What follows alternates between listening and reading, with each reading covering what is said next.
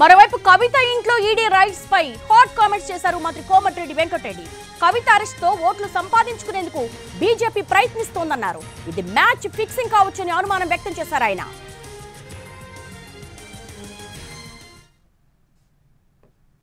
మేము 10 ఏళ్ళకెళ్ళి మొత్తుకుంటాం. 7 లక్షల కోట్లు అప్పు చేసి ఇవాళ లక్షల కోట్లకు పరిగెత్తిన కేసీఆర్ కుటుంబాన్ని ఎందుకు కాపాడుతున్నాం మోడీ అంటే ఒక్క మాట మాట్లాడలేదు.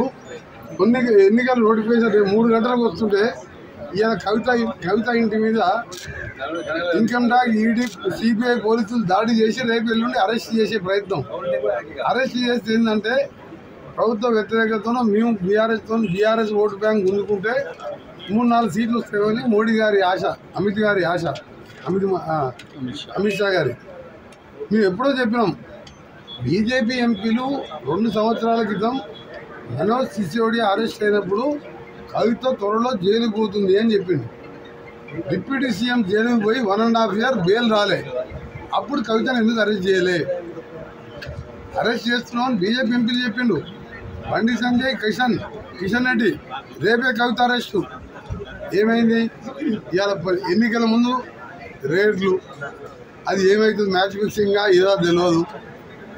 వాళ్ళు ఏంటంటే గల్లీలో కొట్లాడుకుంటారు, ఢిల్లీలో దోస్తులు అవుతారు. మోడీ, కేడీ